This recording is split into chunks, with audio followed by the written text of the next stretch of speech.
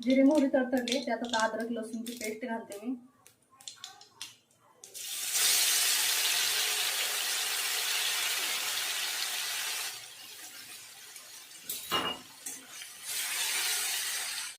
अगदी गावरान पद्धतीने झटपट आणि कमी साहित्यामध्ये होणारी चटपटीत अशी शेवग्याच्या शेंगाची भाजी।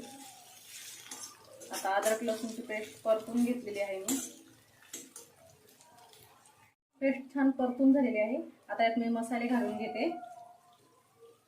हळद थोडीशीच टाकते, हळद पाव चमचा, धना पावडर अर्धा चमचा, गरम मसाला थोडासा, कांदा लसूण मसाला अर्धा चमचा आणि हा घरगुती काळा मसाला हा अर्धा चमचा टाकते मी। तिखट तुम्ही तुमच्या चवीनुसार